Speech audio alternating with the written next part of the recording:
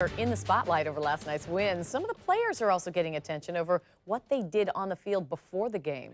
Several Jaguars warmed up wearing T-shirts bearing the words, "I can't breathe." Those were the last words of Eric Garner, who died after a New York City police officer put him in a chokehold during an arrest.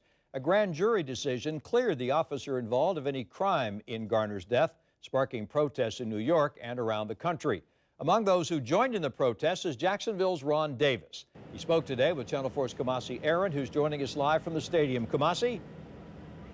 Well, Davis told me he thought the players wearing those shirts definitely sent a very powerful message. The Jaguars have not made a comment just yet about the players' decision, but we spoke with the professor of sociology at UNF, and she believes that this star power at least will bring awareness to this issue and spark a much-needed conversation.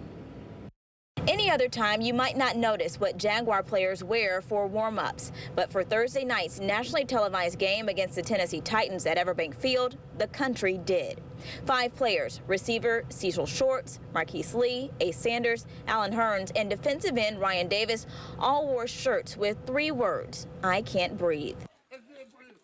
Those were the last words of Eric Garner, a New York City man who died after being placed in a chokehold during an arrest for selling loose cigarettes.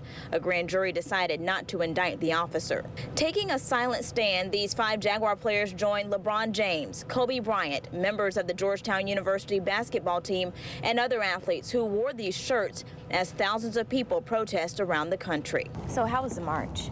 Oh, it was amazing. Ron Davis recently traveled to New York for a protest. He spoke with Garner's son about what the shirts, protests, and all the efforts mean. They thought that, it was a great thing that people were coming together, and when they see the "I can't breathe," they know that that's in reference to their father. So they thought it was a great thing that happened. I think it's huge, and I think it's important.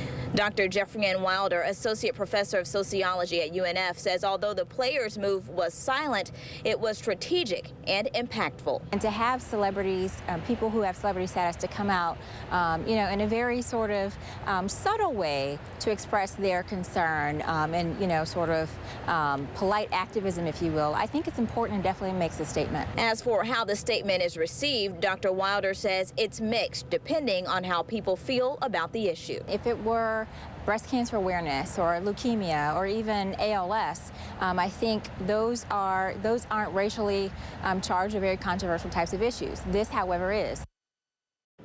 And Dr. Wilder said she didn't know if the T-shirts would go as far as to actually change anyone's mind, but she says at least it would spark a conversation, bring some awareness to this issue, and maybe cause people to consider another point of view. Reporting live, Kamasi Aaron, Channel 4, the local station. Kamasi, you mentioned Ron Davis was in New York during the protest. What did he tell you about that experience?